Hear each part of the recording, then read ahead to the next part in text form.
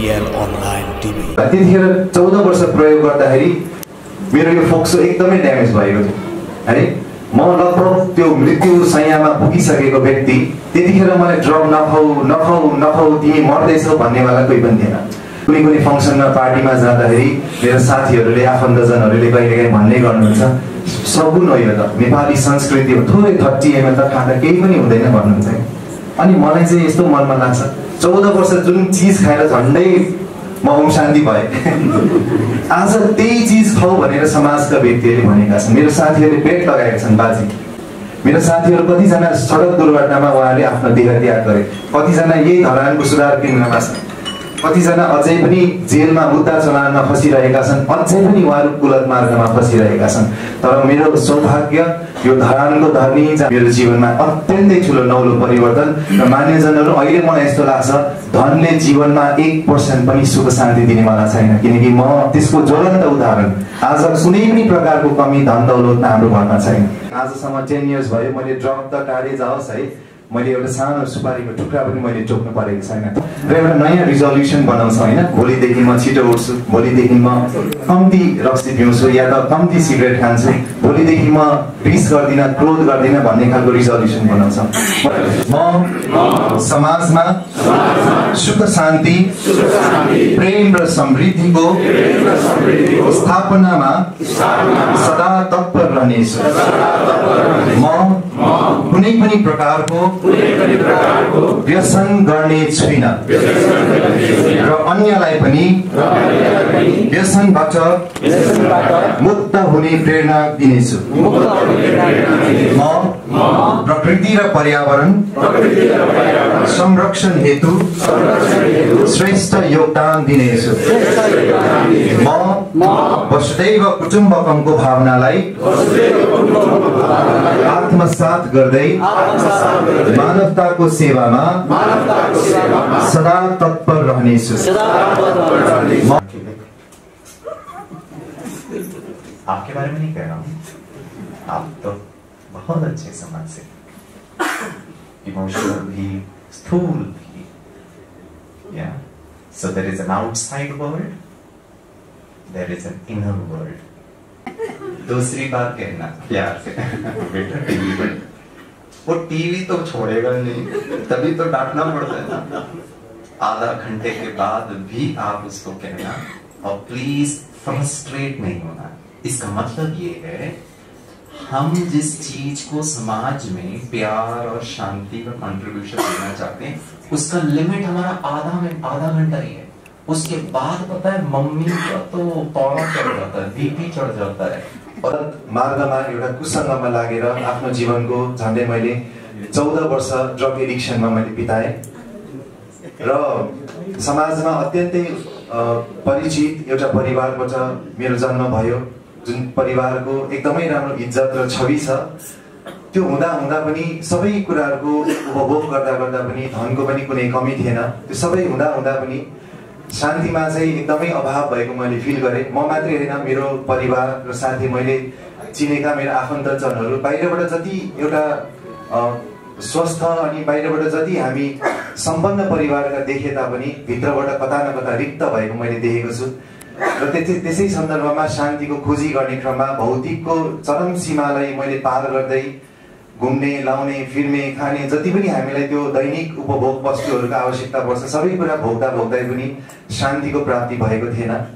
र एकदमै मेरो लगभग म 20 वर्षको आयु थियो त्यतिखेर, आजभन्दा 10, 12, 13, 14, 15 वर्ष अगाडिको कुरा हो। र त्यतिखेर त्यो सबै कुराहरू भइसक्दाखेरि मैले यस्तो सोचेँ कि जीवनमा केही पनि राम्रो भएको छैन, मैले कसैलाई दुःख दिएको छैन, अझ म त ड्रग एडिक्सनमा भिजेर आफ्नो मैले शरीरलाई पनि धेरै नै ध्वस्त बनाइसकेको अवस्था थियो, मानसिक रूपमा पनि कमजोर। किनकि अहिलेको जुन मेरो यो हुलिया छ, त्यतिखेरको हुलिया हेर्दाखेरि सायद हजुरलाई विश्वास लाग्दैन होला, अत्यन्तै ट्रान्सफर्मेसन मैले मेरो जीवनमा ल्याएँ। लामो कपाल, अलिकति आक्रोशित व्यक्ति होइन, कुनै कुरामा पनि एउटा शालीनतापूर्वक त्यसलाई ह्यान्डल गर्ने टेक्निक नभएको कारणले गर्दाखेरि छिटै नै क्रोधित हुने त्यस्तो एउटा बानी बेहोरा संस्कार थियो। र मलाई जब ब्रह्माकुमारीको यो ज्ञान मैले प्राप्त गरेँ, त्यतिखेर मैले त्यो प्राप्त गर्न अगाडि मैले सोचिसकेको थिएँ कि मैले जीवनलाई अन्त गर्नुपर्छ भनेर। मैले सुसाइड गर्ने प्रयास त मैले पक्कै पनि गरिनँ, किनकि मानसिक रूपमा एकदमै म कमजोर थिएँ। त्यतिखेर नकारात्मक चिन्तन धेरै नै चल्थ्यो र भित्रबाट एउटा वैराग्य वृत्ति थियो। मैले कमाएको धन कहिले साथीले लिएर हिँडिदिने, मैले सापनी दिएको मान्छेलाई कहिले उसले दिएकै छैन भनिदिने, यस्तो खालको एउटा सामाजिक वातावरणमा जुन एउटा मेरो मित्र साथी सम्बन्धीहरूद्वारा पनि मेरो मन कता कता हट्दै हट्दै गएको अवस्था थियो। र त्यतिखेर कता कता मैले कमाएको केही धनहरू मैले गुमाउन पाएँ र म एकदमै एक्लो भएको मैले फिल गरेँ। त्यो अवस्थामा मलाई जब मेरो मित्र साथीहरूको अत्यन्तै सहयोगको आवश्यकता परेको थियो, त्यतिखेर झनै म एक्लै भएको थिएँ। र त्यो कारणले गर्दाखेरि अब घरमा अलिकति आमा बुवाहरू हजुरहरूलाई थाहा नै छ, जुन एउटा घरमा एउटा युवाले एउटा नौजवानले जब लागु पदार्थ सेवन गर्छ भने त्यो घरको आमा र बुवामा के बित्दछ, यहाँहरूलाई सायद अनुभव छ छैन मलाई थाहा छैन। तर त्यो लगभग 14 वर्षको अन्तरालपछि जब यो भवनमा, यो ब्रह्माकुमारी आश्रममा म पहिलोपटक आएको थिएँ, मलाई लाग्थ्यो यहाँ पूजापाठ गरिन्छ, कसैको खुट्टा ढोग्नु पर्ने होला, भजन कीर्तन गाउनु पर्ने होला भन्ने खालको त्यस्तो वातावरण हुन्छ कि भन्ने मलाई लाग्थ्यो। तर यहाँ आउँदाखेरि मैले, अघि दिदीज्यूले भन्दै हुनुहुन्थ्यो, यहाँ आउँदाखेरि मैले एउटा मात्रै शिक्षा के पाएँ भने जसरी आजकलको जमानामा सेल्फीको जमाना छ होइन, हामी सबै सेल्फी खिच्छौँ नि होइन, तर यहाँ आउँदाखेरि पनि मलाई एउटा सेल्फी देखाइदिनु भयो। किनकि मैले कोर्स गर्दाखेरि मैले कम्प्लेन गरेको थिएँ कि दिदी मेरो मम्मी ठिक छैन, मेरो बुवा ठिक छैन, मेरो साथी ठिक छैन, समाज ठिक छैन, नेताहरू ठिक छैन, यी सबै गलत हुन् भन्ने खालको मेरो एउटा मान्यता थियो। यहाँ आइसकेपछि मलाई पहिलो दिन एउटा अनुभूति के भयो भने उहाँहरू त ठिक छैनन् ल, तर तपाईँ कतिको पानीमा हुनुहुन्छ, तपाईँमा पनि त केही न केही नकारात्मकता होला, कमी कमजोरी होला भन्दाखेरि भित्रबाट एकदम सिरिङ्ग भएर आयो। यो त मैले कहिले पनि सोचेको थिइनँ। हामीले अरूलाई हेर्ने दृष्टि एकदमै पावरफुल हुँदो रहेछ, तर आफू भित्र निहाल्ने दृष्टि कम हुँदो रहेछ। दोष दिँदाखेरि हामी यसो गर्छौँ, अर्को दोष दिँदा माथि भगवान्लाई पनि दोष दिन्छौँ, तर यो तिनवटा औँला आफूतिर फर्केका सायद हामी कहिले पनि देखिरहेका हुँदैनौँ। ब्रह्माकुमारीले मलाई त्यो सेल्फी देखायो र तपाईँको जीवनमा भएको तपाईँको कमी कमजोरी तपाईँले निकाल्नुहोस्, तपाईँको जीवन स्वतः नै सुध्रिन्छ भनेर भन्नुभएको थियो। र त्यसमा थप आदरणीय रूपा दिदीजी हुनुहुन्छ, मैले नाम लिन चाहेँ, यहाँ रूपा दिदीज्यूद्वारा मैले कोर्स गर्ने मौका मिलेको थियो। र त्यतिखेर मैले मेरो आफ्नो जीवनको अनुभव दिदीज्यूलाई मैले सुनाउँदाखेरि मलाई याद छ अहिले पनि, आजभन्दा 10 वर्ष अगाडि माथिको सिटिङ रुममा, किनकि त्यतिखेर एकदमै एक्लोपनको अवस्था, जहाँ मित्रहरू छैनन्, परिवारका आफन्तजनहरू पनि उहाँहरू आफै अशान्तिमा हिँडिराख्दाखेरि मलाई कसरी उहाँले शान्ति दिन सक्नुहुन्छ। त्यस कारणले त्यो एक्लोपनको महसुस नहुँदाखेरि मैले आफ्नो जीवनको अनुभव कतै पनि सेयर गर्ने मौका पाएको थिइनँ। एक त पैसा पनि गयो, एक त साथीहरू पनि गयो। त्यो हुँदाखेरि मैले दिदीज्यूलाई मेरो सारा जीवनको अनुभव सुनाएँ अनि दिदीज्यूले मलाई एउटा यति मिठो सुन्दर वाक्य भन्नुभएको थियो, अहिले पनि मेरो कानमा गुन्जिन्छ। उहाँले भन्नुभएको थियो, भाइ तपाईँलाई आजसम्म जीवनमा कसैले मद्दत गरेन, केही छैन, तपाईँको मित्रहरू गए, केही पनि छैन, तपाईँको पैसा सिद्धियो, केही पनि छैन, तर तपाईँलाई आजदेखि उपरान्त तपाईँ जो हुनुहुन्छ, जस्तो हुनुहुन्छ, तपाईँलाई सुप्रिम पावर, युनिभर्सल पावरले तपाईँलाई अबदेखि समात्छ। तपाईँ जस्तो हुनुहुन्छ तपाईँले त्यही रूपमा समात्छ। तपाईँ नडराउनुहोस्, तपाईँ त्यो सुप्रिम पावरको हात समाएर हिँड्नुहोस् अनि तपाईँको जीवनमा कस्तो परिवर्तन आउँछ भनेर भन्नुभयो। मलाई लाग्थ्यो त्यो सुप्रिम पावर भनेको कोही राम, कोही लक्ष्मण, कोही सीता, कोही हनुमान, कोही कृष्ण होला, तर उहाँले भन्नु सुप्रिम पावर भनेको निराकार, पोइन्ट अफ लाइट। अघि दिदीज्यूले भनिदिनु पोइन्ट अफ लाइट, जो परमधाम निवासी, जसको तपाईँ हामी जस्तो कुनै शरीर छैन। यति मात्रै वाक्य भन्नुभएको थियो। महानुभावहरू, मान्यजनहरू, म नास्तिक प्रवृत्तिको मान्छे, भगवान नमान्ने मान्छे, मम्मीले टिका लगाउँदा पुस्ने मान्छे, किन टिका पुसेको भन्दाखेरि टिका किन यहाँ लाग्यो, यहाँ पनि त लगाउन सक्नुहुन्थ्यो नि भन्ने मान्छे म त्यतिखेर। किनकि मलाई प्रुफ छैन, प्रमाण छैन, टिका किन यहाँ लगाइन्छ त, भगवान्ले यत्रो ठुलो अनुहार दिएको छ, गालामा टिका लगाउँदा कति राम्रो देखिन्थ्यो, यता कानतिर लगाउँदा कति राम्रो देखिन्थ्यो, तर मम्मीसँग त्यो उत्तर थिएन। तर ब्रह्माकुमारीमा आइसकेपछि आत्मा बस्ने स्थान यो हो, आत्मा स्वरूपमा टिका भन्न खोजिएको, आत्मा त जानेन तर टिका लगाएर आफूलाई शरीर सम्झेर नै टिकाइरहेका थियौँ। यो भिन्नता मैले प्राप्त गरिसकेपछि जब सुप्रिम पावरको मैले परिचय पाएँ, त्यसपछि मैले आफ्नो जीवनलाई यस्तो ट्रान्सफर्म गरेँ। त्यसपछि घर परिवारमा एकदमै मैले चाहिँ आजसम्म 10 इयर्स भयो, मैले ड्रग त टाढे जाओस् है, मैले एउटा सानो सुपारीको टुक्रा पनि मैले टोक्नु परेको छैन। जीवनमा परिवर्तन आएको छ र मैले समय हेरिरहेको छु, समयको केही मात्रै बाँकी छ। र त्यतिखेर हामी कस्तो समाजमा बाँचिरहेको छौँ यहाँले सोच्नु होला। त्यतिखेर 14 वर्ष प्रयोग गर्दाखेरि मेरो यो फोक्सो एकदमै ड्यामेज भएको थियो है। म लगभग त्यो मृत्यु शय्यामा पुगिसकेको व्यक्ति, त्यतिखेर मलाई ड्रग नखाऊ नखाऊ नखाऊ तिमी मर्दैछौ भन्नेवाला कोही पनि थिएन। तर जब मैले ड्रग क्विट गरेँ, एउटा सात्विक प्रवृत्तिको जीवन मैले सुरु गरेँ। कुनै कुनै फङ्सनमा पार्टीमा जाँदाखेरि मेरो साथीहरूले आफन्तजनहरूले कहिलेकाहीँ भन्ने गर्नुहुन्छ, सगुन हो यो त, नेपाली संस्कृति हो, थोरै 30 ml त खाँदा केही पनि हुँदैन भन्नुहुन्छ। अनि मलाई चाहिँ यस्तो मनमा लाग्छ, 14 वर्ष जुन चिज खाएर झन्डै म ओम शान्ति भएँ, आज त्यही चिज खाऊ भनेर समाजका व्यक्तिहरूले भनेका छन्। मेरो साथीहरूले बेट लगाएका छन्, बाजी कति दिन सेतो कपडा लगाएर हिँड्दो रहेछस्, तेरो 2टा औँलाको बिचमा तैँले सिगरेट च्याप्नै पर्छ भनेर मेरो साथीहरूले बेट लगाएका छन्। अब हजुरहरूले आफै भन्नुहोस्, मैले आफ्नो जीवनलाई चेन्ज गर्ने, म परिवर्तन हुने कि मैले समाजलाई खुसी बनाउने? कस्तो खालको संस्कृतिमा हामी बाँचेका छौँ? मेरो साथीहरू कतिजना सडक दुर्घटनामा उहाँहरूले आफ्नो देह त्याग गरे, कतिजना यही धरानको सुधार केन्द्रमा छन्, कतिजना अझै पनि जेलमा मुद्दा चलानमा फसिरहेका छन्, अझै पनि उहाँहरू कुलत मार्गमा फसिरहेका छन्। तर मेरो सौभाग्य यो धरानको धरनी जहाँ हाम्रो आदरणीय नानी मैया दिदीज्यू, उहाँको विशेष ममा एउटा ट्रेनिङ, गडले दिनुभएको ट्रेनिङ, छत्र छाया पालना, म जो हुँ जस्तो हुँ मलाई त्यही स्वरूपमा यो आश्रमले स्वीकारेर यत्रो ठुलो एउटा सङ्गठनले मलाई दुबारा आशीर्वादको बलले मेरो जीवनमा अत्यन्तै ठुलो नौलो परिवर्तन। र मान्यजनहरू, अहिले मलाई यस्तो लाग्छ धनले जीवनमा 1% पनि सुख शान्ति दिनेवाला छैन, किनकि म त्यसको ज्वलन्त उदाहरण। आज कुनै पनि प्रकारको कमी धन दौलतमा हाम्रो घरमा छैन। यो धन दौलत हुँदा हुँदा पनि हामीले शान्ति प्राप्त गर्नको लागि आध्यात्मिकताको शक्ति हो। अन्त्यमा समय परिस्थिति आउँदाखेरि हे आमा, हे बुवा, हे शाहरुख खान, हे सलमान खान मुखबाट निस्किँदैन। यो ढोकाबाट साँप या बाघ भालु छिरेपछि के निस्किन्छ होला? नास्तिकको मुखबाट पनि हे भगवान भनेर निस्किनेवाला छ। त्यसर्थ त्यतिखेर भगवानलाई सायद फुर्सद नहुन सक्ला, अहिले फुर्सदको समयमा जीवनको 1 घण्टा यो आश्रममा प्रदान गर्नु होला। सेतो लाउनु पर्दैन, ब्याच लाउनु पर्दैन, जुन देवी देवता मान्नुहुन्छ, जे खानुहुन्छ सबै कुरा गर्दा गर्दै यहाँहरू त्यसरी बढ्नुभयो भने सायद मलाई लाग्छ you will be the happiest person in the world. धेरै धेरै धन्यवाद छ। हामी एउटा सानो प्रतिज्ञा गर्नेछ। मैले एकदमै सर्टमा सुनाएँ, मलाई जति समय दिनुभएको थियो मैले समयमा एन्ड गरेँ। विशेष ब्रह्मा कुमारीद्वारा यो जुन समाज सेवा विभागको अभियान छ, यो अभियानमा हामीले के प्रतिज्ञाहरू बनाएका छौँ। नयाँ साल पनि आउँदैछ, आज डिसेम्बर 4 तारिक, डिसेम्बर 31मा हामी पार्टी गर्छौँ र एउटा नयाँ रिजोल्युसन बनाउँछौँ होइन। भोलिदेखि म छिटो उठ्छु, भोलिदेखि म कम्ती रक्सी पिउँछु या त कम्ती सिगरेट खान्छु, भोलिदेखि म रिस गर्दिनँ, क्रोध गर्दिनँ भन्ने खालको रिजोल्युसन बनाउँछौँ। मलाई लाग्छ डिसेम्बर 31 नपर्ने होला। आज सम्मानित मञ्च र यहाँ उपस्थित सम्पूर्ण मान्यजनहरूलाई यो प्रतिज्ञा पत्र म वाचन गर्दै जान्छु। प्लिज यहाँहरू एकछिन उभिदिनु हुनेछ, 2 मिनट मात्रै लाग्छ। त्यसपछि हामी सम्मान समारोहको कार्यलाई अगाडि बढाउनेछौँ। ब्रह्मा कुमारी राज्य सेवा केन्द्र समाज सेवा विभागद्वारा यो प्रतिज्ञा पत्र रहेको छ। हामी सबैजना आफ्नो दायाँ हातलाई अगाडि राख्छौँ। यसमा त्यस्तो कुनै डरलाग्दो चिज छैन है, धर्म परिवर्तनको विषय होइन। 7 वटा सुन्दर पोइन्टहरू छ, हामी सबैजनाले सक्छौँ। म भन्दै जान्छु, मेरो अगाडि मेरो पछाडि हजुरहरूले रिपिट गर्दै जानुहुनेछ। नम्बर 1 मा छ, म श्रेष्ठ समाजको नवनिर्माणको लागि सर्वप्रथम स्वपरिवर्तन गर्नेछु। म तन मन धनले सदा माता पिता र अन्यको सेवा गर्नेछु।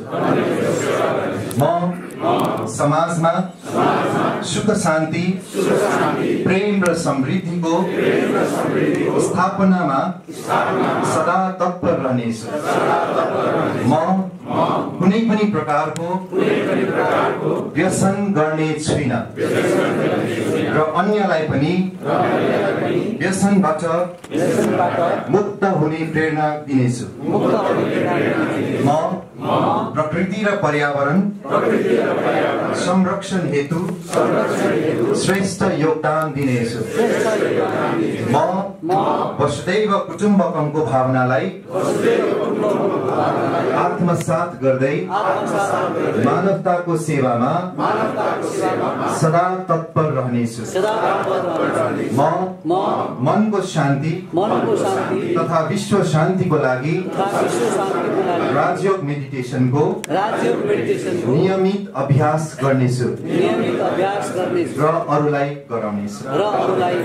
धेरै धेरै धन्यवाद छ, यहाँहरू बसिदिनु हुनेछ। हामी प्रोग्रामको अन्त्यमा आइसकेका छौँ। त्यसर्थ समयमा नै राजयोग मेडिटेसनको अभ्यास गर्नुहोस् र जीवनलाई सदा सुख शान्ति र समृद्धिमा लानुहोला। That's okay. It's okay. Don't look at a problem. पता है क्या है? It's okay. उनको लाल और हरे के अलावा नहीं पता है. I mean, that's okay. You need to be considerate. I mean, you have to be considerate on yourself actually. You need not be on the other person. पता है प्रॉब्लम क्या है? हम मान लीजिए 150-200 लोग बैठे हैं, एक व्यक्ति का मोबाइल बज रहा है, बाकी 199 लोगों को भी बज रहा है. हम ये एक्सपेक्ट कर रहे हैं कि वो मोबाइल को शांत करे और वो एक्सपेक्ट कर रहे हैं कि तुम अपने को शांत करो. I mean, both of us are wrong actually. None of us is contribute. हम दोनों अच्छी कंट्रीब्यूशन नहीं कर रहे. उनका सिर्फ मोबाइल का घंटी बज रहा है, हमारा घंटा बज रहा है. माफी चाहता हूं, ये ज्यादा प्रॉब्लमेटिक है क्योंकि mobile is a non animate thing. उसमें जान नहीं, उसमें वाइब्रेशन नहीं है, लेकिन यहाँ बहुत वाइब्रेशंस है. वो इस पावन वातावरण को और डिस्टर्ब कर देंगे. It's not the sound. और कभी कभी तो कई लोगों का मोबाइल बजता है और हम डिस्टर्ब हो जाते हैं. जिसका बज रहा है उन्होंने 2 घंटा लगाया उस रिंगटोन को डाउनलोड करने और आप डिस्टर्ब हो. This is height of human society. तो वो डॉक्टर साहब ने मुझसे प्रश्न पूछा. हम going to ask the same question. उन्होंने कहा, Girish ji, I know everything about this body. मुझे सब चीज पता है. मैंने कहा ठीक है, सो व्हाट. उन्होंने कहा मैंने बहुत ऑपरेशन किए. मैंने कहा थैंक यू. उन्होंने मुझसे पूछा, गिरीश जी, मेरा जो ग्रैंडसन है, दूसरी कक्षा में पढ़ता है, 6 साल की उम्र का छोटा बच्चा, वो भी मोबाइल को साइलेंट करना जानता है. 2 second, switch on, drop down, silent, mute, vibratory, flight, do not disturb. कितने सारे मोड है भाइयों और बहनों. यहाँ भी बहुत मोड है. गुस्सा मोड, डर मोड, चिंता मोड, दुखी mode, frustration mode, insecurity mode. वो डॉक्टर साहब ने मुझसे पूछा, गिरीश प्लीज बताइए यहाँ कौन सा बटन दबाऊं जिससे मेरा मन साइलेंट हो जाए 10 मिनट. वहां तो इतने सारे बटन है और यहाँ कोई बटन नहीं. So have we actually progressed? और या फिर वी आर वर्स? स्वर्णिम दुनिया का आधार दोनों है. बाहर जो दिख रहा है, इन नेत्रों से हम जो देख सकते हैं. अगर मैं आपसे प्रश्न पूछूं, मानव जीवन का उद्देश्य ही ये रहा है to make life easy, to make life beautiful, to make life comfortable. उदाहरण, ये माइक्रोफोन, इसको मैं बंद कर देता हूं. अगर ये नहीं होता था तो मुझे चिल्ला के बात करना पड़ता. आसान हो गया है. जिस कुर्सी में आप बैठे हैं आसान है. इलेक्ट्रिसिटी आसान है. गर्म कपड़े पहने हैं आसान है. चश्मा पहनना है आसान है. Medical science, anthropology, sociology, pharmacology, big data, artificial intelligence, nano technology, space technology, nuclear physics, quantum mechanics, you name everything, एक ही उद्देश्य है. साइकोलॉजी, एक ही उद्देश्य है, मानव जीवन इजी होना चाहिए. Question, I don't want a response. आप अपने आप को बताइएगा, क्या सचमुच आज मानव जीवन आसान है? यहां बाजू वाले के मोबाइल से हम डिस्टर्ब हो. The creator is getting disturb by the creation. Mobile इसने बनाया, मोबाइल इसी ने बनाया ना. It's a human creation. Yes और नो? मनुष्य बुद्धि ने मोबाइल बनाया. अभी मोबाइल मनुष्य बुद्धि को डिस्टर्ब कर रहा है. And this is not a swarg, this is not a new world, this is not a golden era. It's not somebody else disturbing me, it's my mind disturbing myself. और मैं कोशिश कर रहा हूं कि मैं बाजू वाले को इन्फ्लुएंस करूं, बाजू वाले को कंट्रोल करूं, बाजू वाले को मना करूं. वही तो मैं कह रहा हूं, अगले 10 मिनट के लिए अपने मन को कहिए, अपने मन को इन्फ्लुएंस करिए, अपने मन को डायरेक्ट करिए, अपने मन को कहिए प्यार से, हे मन, फॉर द नेक्स्ट 5 minutes, कितना भी जोर का आवाज आए, you don't get disturbed. When I am expecting you not to get disturbed, then the same should apply to me also. तो मेरे को भी बोलना चाहिए ना, Girish 5 minutes, be at ease, be at peace. स्वर्ग वही दुनिया है जहां हम सब ही रहेंगे, लेकिन वहां का order would be on self management, will be self discipline, is not you, it's myself. और निराकार परमपिता परमात्मा, जिसको बहुत प्यार से शिव बाबा कहते हैं, वो फर्स्ट ब्रह्मा कुमारी इस विद्यालय का पहला आधार ही ज्ञान का ये है कि मैं कौन हूं और मुझे अपने आप में परिवर्तन करना। मेरा रॉन्ग आइडेंटिटीज को मैंने मानी है, मेरे अंदर की शक्ति को मैंने नहीं पहचाना, मैंने अपने पावर को अंडर एस्टिमेट किया है, और छोटी मोटी बातों में हम इतने दुखी हो रहे हैं। आज आपने कहा कि आज शायद ये दुनिया बहुत कॉम्प्लिकेटेड है, बीमारियां ज्यादा है जो आपको दिख रहा है, डाइवर्स केसेस ज्यादा हैं जो दिख रहा है, मेंटल चैलेंजेस ज्यादा है जो दिख रहा है, कॉन्फ्लिक्ट वर्ल्ड में, घर घर में, between nation, between states, between people बहुत ज्यादा है, छोटी छोटी बातों में ज्यादा है। जो आपको दिख रहा है, जो नहीं दिख रहा है, वहां पे चेंजेस करना बहुत जरूरी है, और वो है हमारे विचार, हमारी दृष्टिकोण, और परमात्मा आकर के हमको उस लेवल पर आकर चेंजेस बताता है।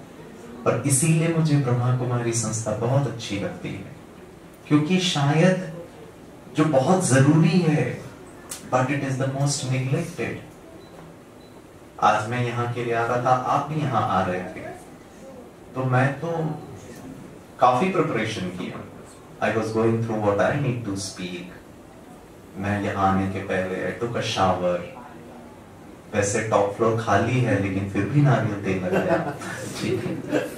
क्या करें, फिर पाउडर भी लगाया, क्रीम भी लगाया, परफ्यूम भी लगाया। I wore my best dress because I wanted to be presentable.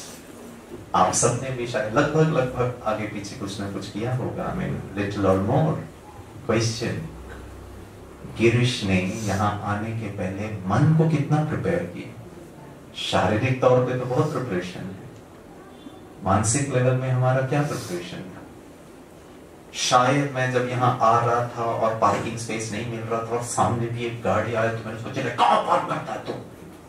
और आया हूँ भाषण करने, और वहां गुस्सा किया। With an agitated mind, believe me, I don't deserve to stand there and speak. वो ब्रह्मा कुमारी इसमें परमात्मा ने हमें बताया, can you be honest to yourself, Girish? Can you be sincere? और सबसे अच्छी समाज सेवा मैं समझता हूँ आज इस संसार में जो सबसे ज्यादा जरूरत है, वो है प्यार, वो है सम्मान। और आप तो बहुत बहुत बहुत सम्माननीय हैं। आपने सिर्फ अपने परिवार वालों से स्नेह नहीं है, आपने तो समाज के लोगों से भी स्नेह किया। दैट इज व्हाई आपका जो है आपने दूसरों को कंट्रीब्यूट किया। किसी ने ज्ञान दिया, किसी ने ब्लड दिया, किसी ने धन दिया, किसी ने क्या क्या आप लोग सेवा करते हैं। मैं लिस्ट देख रहा था, I was feeling so happy. But आज बहुत ज्यादा जो जरूरत है वो है शांति की, खुशी की, शक्ति की। Very important. आज हम मेंटली बहुत ज्यादा फ्रजाइल हैं, बहुत वल्नरेबल हैं, बहुत सेंसिटिव हैं, और इसका ज्ञान जो है, इसकी शिक्षा भी नहीं मिलती है कहीं पर। और जो मुझे बहुत ज्यादा जो मुझे तकलीफ देती है वो ये है कि हमारे एजुकेशन सिस्टम में इसका ज्ञान नहीं है। मैं आपको एक दो उदाहरण देता हूँ, and I like it to share with the audience। और मैं सभी ऑडियंस के साथ ये बात करता हूँ, और मेरा आपसे बहुत बहुत हम्बल रिक्वेस्ट है, you know, the next generation को हमें थोड़ा सा शक्तिशाली बनाना बहुत जरूरी है। और हमारा जो नेक्स्ट जनरेशन है शायद और ज्यादा कमजोर है, बिकॉज वो इतने मटेरियलिस्टिक हैं। There is nothing wrong in materialism. What is the problem is हम उतने ज्यादा यहाँ इमोशनली और डिसेंसिटिव। आपको मैं एक छोटा सा उदाहरण देता हूँ कैसे ज्ञान can help all of us and how knowledge is going to make this world a better place, a new world. Human life और in simple life is uncertain. मानव जीवन अनिश्चितताओं का खेल है। ये सत्य है या झूठ है?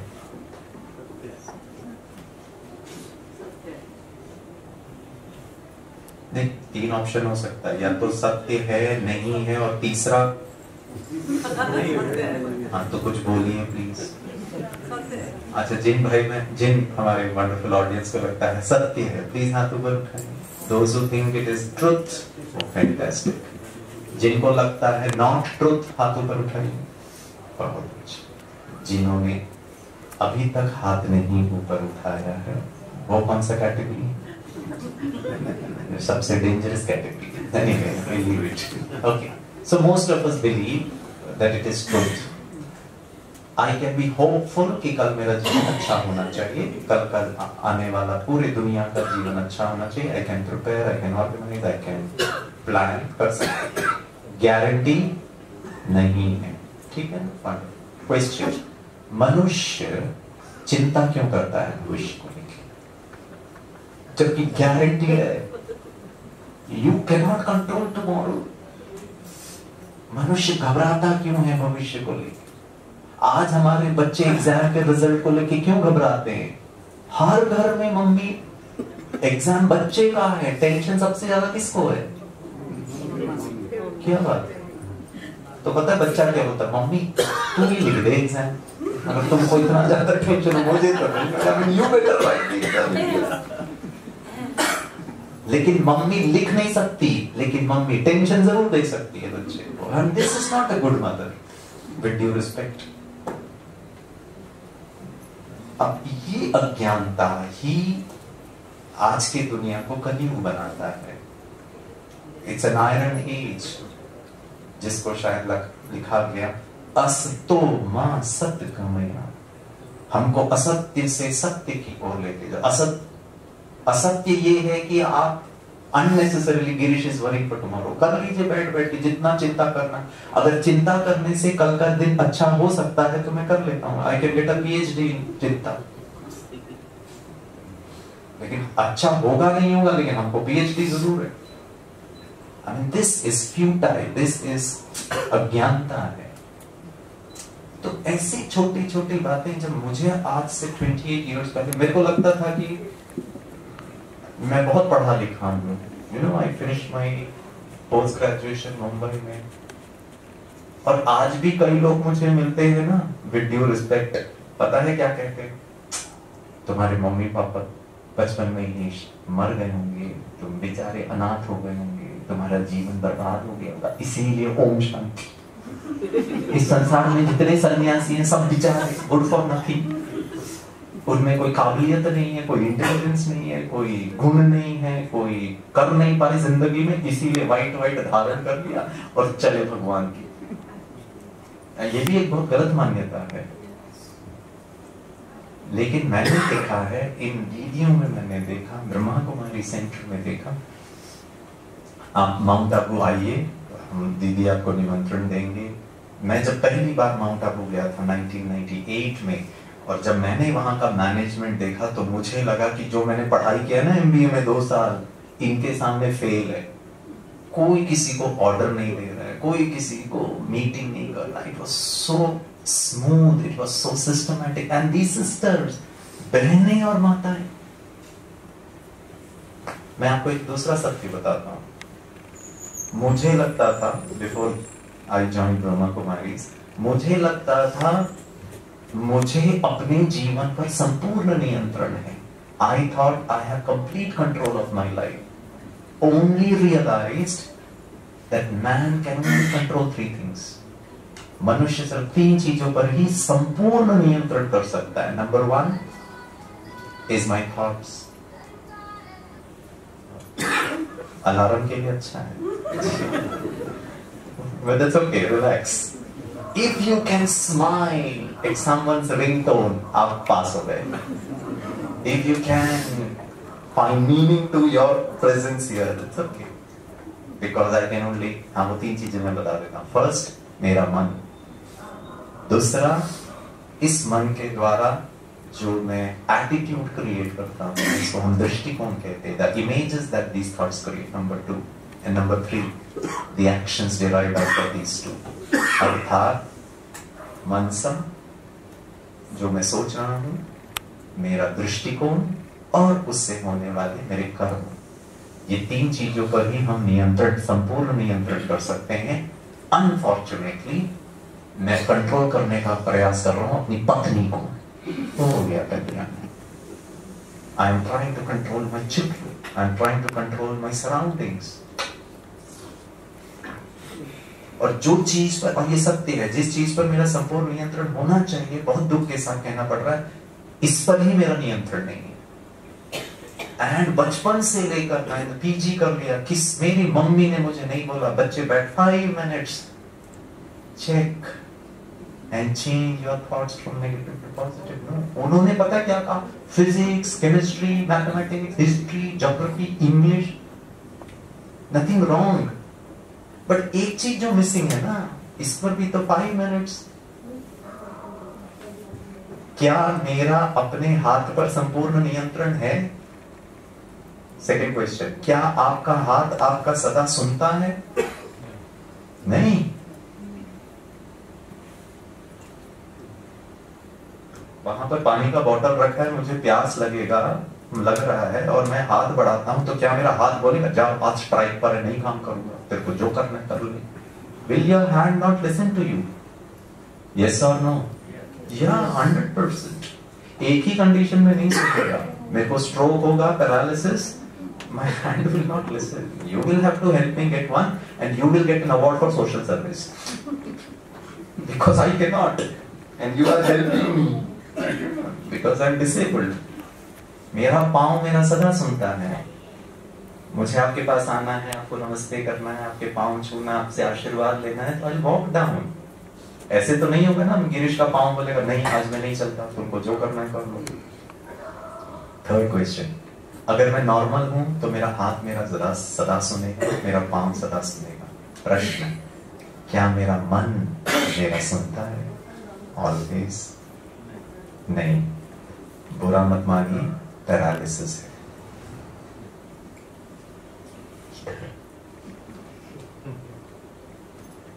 नॉट मेडिकल वाला paralysis, emotional paralysis. I know cigarette smoking is injurious to health, लेकिन पीता हूं। Where is the power? इसी को हम कहते हैं आध्यात्मिक पावर।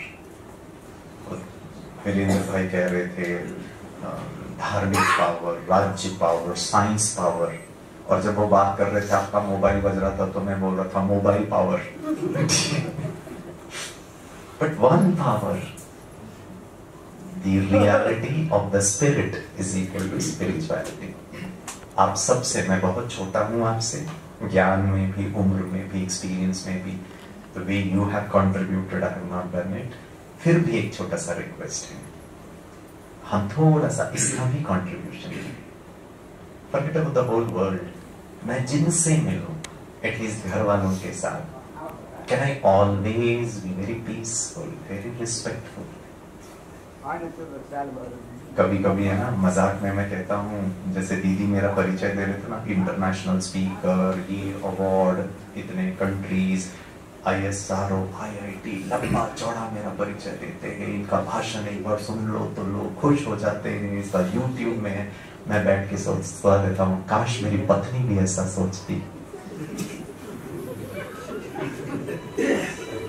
आप लेकर जाइए अवार्ड, घर वालों को दिखाइए, बेटा बोलेगा हाँ सारी दुनिया के लिए। आपके बारे में नहीं कह रहा हूं, आप तो बहुत अच्छे समाज से, इमोशनल भी, स्थूल भी। Yeah, so there is an outside world, there is an inner world. सत्युग का पहला स्टेप परमात्मा के इस इंडिविजुअल लेवल पर हर एक के इनर वर्ल्ड में चेंजेस लाता है। There's a lot of love, there's a lot of peace, there's a lot of self-respect, there's a lot of self-compassion. और फिर in everything that I do, even when I'm cooking, even when I'm talking, even when I'm teaching, even when I'm driving, everywhere I leave my fingerprints. ऐसे ही है ना, आप जहां जहां हाथ लगाओगे वहां आपका फिंगरप्रिंट्स टच कर जाएगा, तो वहीं पर मेरे आत्मा का fingerprint of compassion, love, of peace, that's how स्वर्ग, यही तो है। जहां हम सब बहुत प्यार से रहेंगे, बहुत शांति से रहेंगे, बहुत आनंद से रहेंगे। फिंगरप्रिंट्स, चलो एक तो करिए, शुरुआत ही कर देते हैं। दोनों हाथ की उंगलियां ऐसे करिए। प्रकाश भैया हमारे इतने wonderful, sweet, vibrant, lovely, beautiful, हमारा ऑडियंस का फोटो लीजिएगा, ठीक है? सबने हाथ ऐसे किया। I have 10 more minutes to speak to you, ठीक है? किया सबने? ये दोनों हाथ की उंगलियों को होठों के किनारे रखिए। वेरी गुड, कितने अच्छे लग रहे हैं। हमारे कैमरा वाले भैया आप भी करिए। ऐसे ऐसे। नेपाली भाषा में क्या बोलने का? हाँ, मतलब वेरी गुड, समझ में आ रहा है आपको, ठीक है? आपको देखकर ढेरे ढेरे रामरो लागे, ठीक है? ऐसे देखकर ठीक किया। ओके, इसको ऊपर पुश करिए, दांत दिखना चाहिए। हाँ, चेहरा मुस्कुराइए, वेरी गुड। चेहरा मुस्कुराता हुआ रखकर हाथ नीचे करिए, बहुत अच्छा। आजू बाजू वाले को देखिए, इन्हीं का पैसा था। Please smile. Please shake your hands with the person sitting next to you. आपके बाजू में जो बैठे हैं मुस्कुराते हुए हैंड शेक करिए, करिए, करिए, करिए। देखिए एक दूसरे को, वाह कितने अच्छे हैं। और हाथ मिलाते हुए बोलना, रिंगटोन भी अच्छा लगेगा। This is, you cannot control the other person. What is the contribution you can do? सबने मुस्कुराया, आप बहुत अच्छे हैं, you know? एक छोटा सा रिक्वेस्ट है, कैन आई रिक्वेस्ट, कल शाम के इवनिंग 7 PM तक, next 24 hours, consciously, deliberately, purposefully, meaningfully, जबरदस्ती से ऐसे यहाँ से घर जाना, ऐसे करके घर जाके देखना आपका बच्चा जो है ना, उसका बोर्ड एग्जाम है लेकिन वो टीवी देख रहा है। तो पता आपको क्या करना है? मुस्कुरा के उसको कहना, बेटा टीवी बंद करके पढ़ाई कर ले। पता है जब आप इसको प्यार से मुस्कुरा के कहोगे तो आपका बच्चा आपको ऐसे देखेगा। आपका CT scan, MRI scan, sonography करते हुए, मम्मी लग रहा है आपको कोविड हो गया है। Oh God, she is not getting angry, she is not getting agitated. दूसरी बार कहना प्यार से, बेटा टीवी बंद। वो टीवी तो छोड़ेगा नहीं, तभी तो डांटना पड़ता है ना। आधा घंटे के बाद भी आप उसको कहना, और प्लीज फ्रस्ट्रेट नहीं होना। इसका मतलब ये है, हम जिस चीज को समाज में प्यार और शांति का कंट्रीब्यूशन देना चाहते हैं, उसका लिमिट हमारा आधा घंटा ही है। उसके बाद पता है मम्मी का तो पारा चढ़ जाता है, बीपी चढ़ जाता है। और कुछ मम्मियां मेरे बारे में सोचती हैं, टकलू प्रोफेसर गिरीश तुम्हारा भाषण का तेल लेने के लिए, सुधरते कहाँ है बच्चे, शांति शांति से घर थोड़ा चलता है। और पता है मम्मी क्या करती है, शांति की टिकली यहाँ से निकाल के ड्रेसिंग टेबल पे चिपकाती है, शांति इज आउट। फिर स्नेह की माला, वो भी बाहर, और दिव्य गुण आउट। सहनशीलता और सहन शक्ति की चूड़ी, और श्रृंगार बाहर। And this wonderful mummy becomes Durga, Kali, असुर संहारिणी, and she comes and बच्चे को एक छापड़ लगाता। So please understand, I mean, कितना है मेरा contribution of peace? Forget about the whole world, my own child, or maybe my own family members. वहाँ मेरा limit of peace, love, temperament, patience is so small. इसको बढ़ाने से अगर हम सब में बहुत ज्यादा टॉलरेंस पावर आ जाए, तो world will become a very beautiful place, जिसको हम सहन शक्ति कहते हैं। पता है लोग क्या कहते हैं, कितना सहन करे? अरे सहन शक्ति है भाई, वो शक्ति होगी तो आपको बुरा तो लगेगा ही नहीं।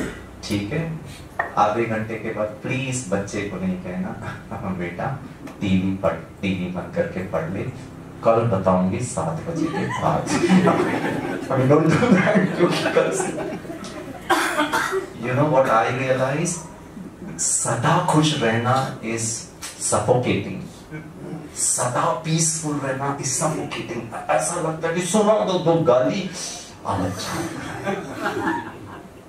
with this we cannot make a new world. I have 5 more minutes. I'll share a very beautiful story. I love this story. मुझे बहुत अच्छा लगता है ये स्टोरी।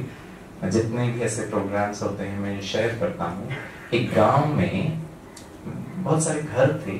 एक जो पड़ोसी था उसकी एक आदत थी, मैंने वेरी वियर्ड हैबिट। पता नहीं क्या करता था, सुबह सुबह उठ के झाड़ू लगाता था, पूरे कचरा टोकरी में भरता था बास्केट में, और बाजू वाले पड़ोसी के घर के दरवाजे के सामने डालता था। मतलब होता है किसी किसी को कभी कभी अच्छा भी लगता है दूसरे को परेशान करना, पोक करना, इरिटेट करना। छोटे बच्चे होते हैं ना, कुछ नहीं होगा ना तो भी वो अपने भैया पोक करेगा। सो ये पड़ोसी उठ के देखा इतना सारा कचरा, वेरी पीसफुली पूरा साफ कर दिया। Second day, third day, fourth day. तो ये जो अच्छा वाला पड़ोसी था ना, इसके चेहरे का भाव भी चेंज नहीं होता था। मे भी उसका थॉट प्रोसेस ये था कि कल रात को आंधी तूफान आया हो, पेड़ बहुत हिले हो, पत्ती गिरे हैं, तो साफ कर दे। ये व्यक्ति डाले या प्रकृति डाले झाड़ू तो मुझे लगाना, व्हाट्स द बिग डील, क्या फर्क पड़ता है। 6 months एवरी डे ये पड़ोसी कचरा इसके सामने डालते और इसके भाव भी चेंज नहीं होता था। वेरी ब्यूटीफुली और पीसफुली वो झाड़ू लगाते। 6 months गोज बाय, मौसम चेंज होता है, ग्रीष्म काल, गर्मी का सीजन आता है, और इस पड़ोसी के घर के सामने बहुत बड़ा आम का वृक्ष, उसमें बहुत अच्छे आम आते हैं। एक दिन ये सब मीठे मीठे आम को तोड़ के इस पड़ोसी के सुबह उठ के झाड़ू लगा के कचरे डालने के पहले आम से भरा हुआ 1 full बास्केट इस पड़ोसी के दरवाजे के सामने रख देता है। ये पड़ोसी जैसे ही दरवाजा खोल के देखता है वो 1 full बास्केट ऑफ मीठे आम, और सरप्राइज होता है। फिर आम को देखता है, वो पेड़ को देखता है, वहां आम नहीं है। इसको पता चल जाता है इस पड़ोसी ने डाला, उसको बहुत बुरा लगता है, मैंने क्या किया और देखो वो क्या कर रहा है, कितना अच्छा व्यक्ति है। हमें उसको बहुत आत्मग्लानि होता है, गिल्ट होता है। वो तुरंत उस पड़ोसी के पास जाता है, सुबह सुबह दरवाजा खटखटाता और कहता, भाई साहब किन शब्दों में मैं आपसे माफी मांगू, आपको पता है वो कचरा मैंने डाला था, ऐसे मेरे को पता ही नहीं चला था, जस्टिफाइंग, मुझे माफ कर दीजिए, मैं आपके पाँव छू लूं, आपसे किन शब्दों में माफी मांगू, आई डोंट नो। आप बहुत अच्छे व्यक्ति हैं, बहुत महान हैं, आप बहुत ग्रेट हैं, आपका बुद्धि बहुत विशाल है, योर बिग हार्ट। मैंने कचरा डाला था और आपने कभी भी कुछ भी नहीं कहा, इन रिटर्न में you're giving 1 full basket of mangoes। वो पड़ोसी कहता है, मैं है ना भाई साहब बहुत साधारण व्यक्ति हूँ। तो ये पड़ोसी कहता है, साधारण? अगर साधारण होंगे तो फिर ईंट का जवाब आपको कैसे पता चला? ठीक है, तो सब ईंट का जवाब पत्थर से। अरे आप तो डबल टोकरी कचरा डालना चाहिए था। नॉर्मल व्यक्ति तो ऐसा करता है, अच्छा व्यक्ति तो कुछ अच्छा करेगा। तो ये पड़ोसी कहता है, नहीं नहीं मैं बहुत साधारण व्यक्ति। तो बोला, अगर साधारण है तो फिर आपने आम कैसे दिए? तो ये पड़ोसी बहुत अच्छी बात करता है, वही ईश्वर परमात्मा हमें भी कहते हैं। वो पड़ोसी कहता है, जिसके पास जो होगा वही देगा ना। आपके पास क्या है किसी के मोबाइल फोन रिंग होने से? Is it frustration? Is it irritation? And that's what you are giving to your heart, your BP, your liver, your kidney. सबसे पहले तो हम खुद को खराब कर देवी देवता माना देने वाले, उनके चेहरे को देखिए कितना डिवाइन है, कितना ब्यूटीफुल है। प्लीज कल शाम के 7 बजे तक एक smiling daddy, smiling grandpa, a smiling husband, a smiling wife, a smiling daughter-in-law। मतलब हाथ से ऐसे नहीं करना है, खुश रहना है। And it is a great contribution। भगवान कहते हैं बच्चे सदा मुस्कुराते रहिए आप सबसे। और ये आता है जब ईश्वर की शक्तियां देते हैं। मोबाइल को चार्ज करते हैं ना, तो आत्मा को चार्ज करने के लिए परमात्मा बहुत जरूरी है। तो हमारे आपसे बहुत नम्र निवेदन होगा, हमारे यहाँ पर एक 7 days कोर्स होता है जिसमें हम मेडिटेशन सिखाते हैं, जिसमें बहुत सारे टूल्स होते हैं। मेडिटेशन सिर्फ बैठ के करना नहीं है, मेडिटेशन में मन से बहुत इधर उधर भटकेगा। उस मन को कैसे चैनलाइज करना, मन क्या है, आत्मा क्या है, परमात्मा क्यों आवश्यक है। मैंने कभी परमात्मा से नहीं कहा मेरे सिर के बाल आ जाए, तो परमात्मा को एक डिफरेंट डायमेंशन में भगवान खुद आकर कहता है बच्चे मैं क्या कर सकता हूँ क्या नहीं कर सकता, because God is a source of love, God is a source of peace, God is a source of energy and power. जब हम वो लेते हैं तो फिर मेरे अंदर शक्ति आती है, नहीं मतलब नहीं मतलब नहीं, मर जाऊंगा सिगरेट का हाथ नहीं लगाऊंगा और सदा मुस्कुराऊंगा, मतलब in every circumstances I will be happy and I will share this gift of happiness to everyone। वो परमात्मा से कनेक्ट होकर वो जब शक्ति आता है तो then I influence मीठे मीठे आम छोटा छोटा लेवल पर माइक्रो लेवल चेंजेस।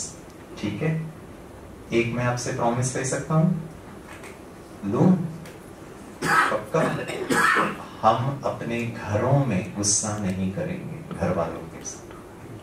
आपको गुस्सा करना है, हस्बैंड को एक चिट्ठी लिख के दीजिए, टुमारो मॉर्निंग 7 AM घर के बाहर आंगन में अपॉइंटमेंट दीजिए और गुस्सा करूंगी, मिलना तो बाहर। वो तो वो भी नहीं करना चाहिए, but don't create negative energy. घर में हम सेंट लगाते हैं, परफ्यूम लगाते हैं, अगरबत्ती लगाते हैं, इसका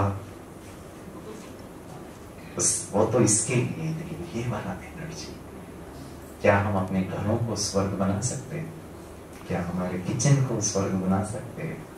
it's a no anger zone, यहाँ कोई गुस्सा नहीं करेगा। You have differences of opinion, will discuss it some time. अभी प्यार से खाना खाते, अभी प्यार से बातें करते, अभी प्यार से घर के कार्य करते, एंगर पोस्टपोन कर दीजिए। एंड इतना आसान नहीं है जैसे मैं कह रहा हूँ, but once you come here meditate करेंगे तो आपको बहुत अच्छा लगेगा। मैं यही आशा करता हूँ कि आप बहुत बहुत बहुत स्वस्थ रहें, आपकी आयु बहुत लंबी और बहुत हेल्दी हो, आपके जीवन में बहुत अनलिमिटेड खुशियां हो, और आप ऐसे ही बहुत स्थूल और सूक्ष्म कंट्रीब्यूशन करते रहें, और आपके जीवन में बहुत ज्यादा समृद्धि हो, आप बहुत प्रॉस्परस बने। इन शुभ आशाओं के साथ थैंक यू। ओम शांति, गॉड ब्लेस। बहनें काम करती हैं, जिसमें बहनें लीडर्स हैं पूरे वर्ल्ड में। थोड़े थोड़े लेवल पे तो सभी काम करते हैं, लेकिन एक बहुत बड़े लेवल पे जहां नारी का उत्थान हो रहा है, जहां पूरी संस्था को नारी लीड कर रही है। ये संस्था पूरे विश्व में 140 देशों में ब्रह्मा कुमारीज की ब्रांचेस हैं, जो अलग अलग वर्गों में जाकर अपनी सेवाएं दे रही है। यही उसी की ही एक शाखा आपके ये धरान तालुका में है, जहां आप सभी बैठे हैं। हम सभी बहनें आपका यहाँ पर हार्दिक स्वागत करते हैं। और संस्था का परिचय, ये संस्था 87 ईयर्स से पूरे विश्व की सेवा कर रही है मानव उत्थान के लिए। आज मानव का जीवन दानव जैसे बन गया है। जरूरत है ऐसे समय पर ऐसी एक संस्था की जहां वो उनको एक उत्थान की ओर ले जाए, चरित्र निर्माण की ओर ले जाए। हमारी अंकिता बहन कह रही थी कि रोटी कपड़ा मकान सभी देते हैं, लेकिन चरित्र का निर्माण प्रजापिता ब्रह्मा कुमारी ईश्वरीय विश्वविद्यालय कर रही है। एक छोटे लेवल से लेकर उच्च कोटि तक प्रजापिता ब्रह्मा कुमारी संस्था की बहन भाई सेवा कर रहे हैं।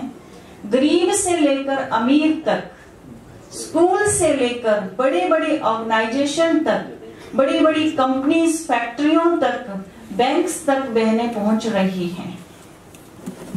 और हमारे देश में ही नहीं, विदेशों में भी जाकर बहनें ये कार्य कर रही हैं। और इस संस्था को अनेक प्रकार के अवार्ड भी प्राप्त हुए हैं, जो हम इस समय पूरा व्याख्यान नहीं कर सकते क्योंकि समय की लिमिट है। प्रजापिता ब्रह्मा कुमारी की पूर्व संस्थापक, पूर्व संचालिका दादी जानकी जी 104 साल के, जब उनकी यात्रा की काउंटिंग की गई कि एक साल में वो कितनी किलोमीटर यात्रा करती हैं, तो पाया गया कि वो हजारों किलोमीटर यात्रा 104 वर्ष में रहकर भी कर रही थी।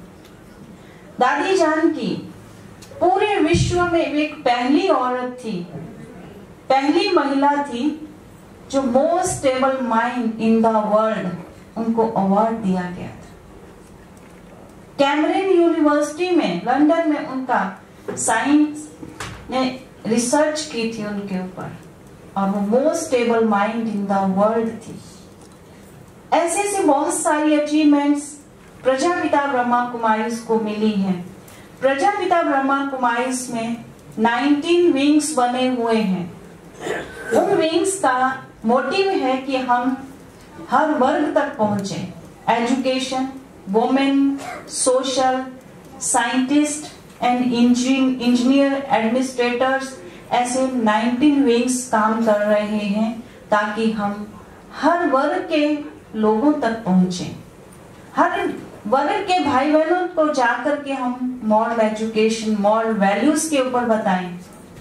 और इसी संदर्भ में ये सोशल सर्विस विंग हमारा ये अभियान निकाल रहा है आपके नेपाल में कि हम जन जन तक जाकर उनको ये बताएं कि आज इंसान को वैल्यूज की जरूरत है, आज इंसान को शांति की जरूरत है।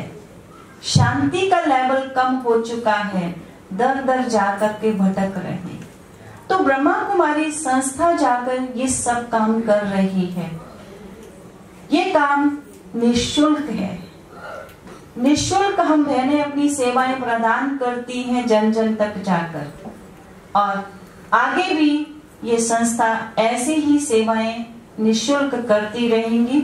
और हम सबका लक्ष्य है कि हम पूरे विश्व, भारत ही नहीं लेकिन पूरे विश्व को स्वर्णिम भारत, स्वर्णिम विश्व बना दे। तो आइए हम सब आप बहनें, आप सबका भी आह्वान करते हैं कि हम सब मिलकर, आप सब मिलकर, हम बहनों के साथ इस पूरे विश्व को, जो हमारा पूरा विश्व एक स्वर्ग कहलाता था, जहाँ पशु पक्षी तो क्या, मनुष्य तो क्या, पशु पक्षी भी एक साथ रहते थे, जिसका गायन था, शेर और गाय भी एक घाट पर पानी पीते थे। यही हम सबका लक्ष्य है। प्रजापिता ब्रह्मा कुमारी का यही लक्ष्य है। इसी लक्ष्य को लेकर के हम सभी जन जन तक पहुंच रहे हैं। इन्हीं शब्दों के साथ मैं फिर से आप सबका आह्वान करती हूँ कि आइए हम सब मिलकर इस पूरे विश्व को एक स्वर्णिम विश्व बना दें। धन्यवाद। ओम शांति।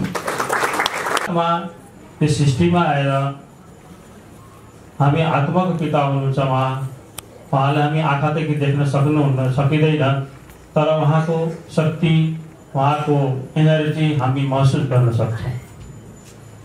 जसरी हावा चल्छ, हावाको जुन झोका हुन्छ त्यसबाट हामी शीतल हावा आएर त्यसको अनुभूति गर्छौँ। त्यसै परमात्माको शक्ति, परमात्मा प्रेमको सागर, परमात्मा शान्तिको सागर, परमात्मा पवित्रताको सागर, परमात्मा सर्वशक्तिमा उहाँको शक्ति अनुभूति गर्न सकिन्छ। र उहाँ यस सृष्टिलाई फेरिदेखि स्वर्ग बनाउन कार्य चलिरहेको छ। त्यसमा पनि हजुरहरू पनि यस कार्यक्रममा हजुर पनि समाजसेवी र परमात्माको अन्नदाता हुनुहुन्छ। समाजमा रहेको दुख दुनियाँलाई सुख दिने काम गरिरहेको हजुर पनि परमात्माको एउटा सहयोगी हुनुहुन्छ। हजुरहरू मान्नुहुन्छ आफूलाई परमात्माको सहयोगी मान्नुहुन्छ भने परमात्माको आदेश, परमात्माको त्यसमा पनि एउटा कडी हामी जोड्दियौँ भने अवश्य नै यो संसार फेरिदेखि स्वर्ग बन्न जान्छ।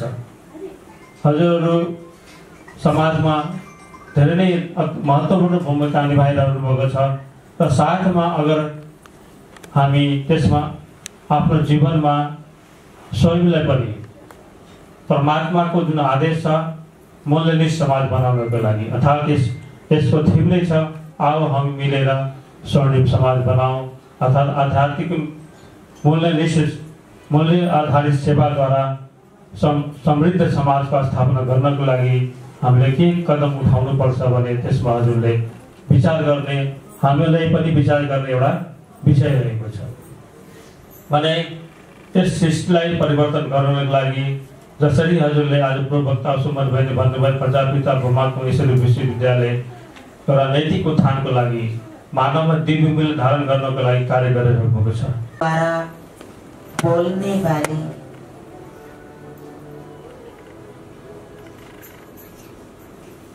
हाथों द्वारा कर्म करने वाली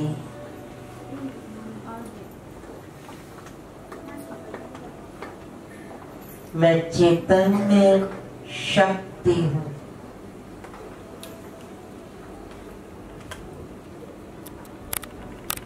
मुझ आत्मा के परम पिता परमात्मा वे रूप में ज्योतिर्बिंदु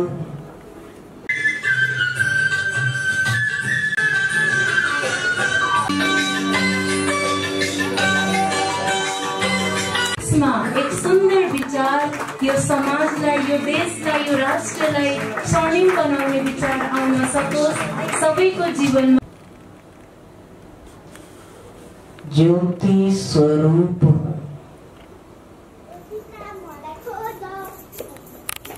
मस्तक के बीच विराजमान हूँ।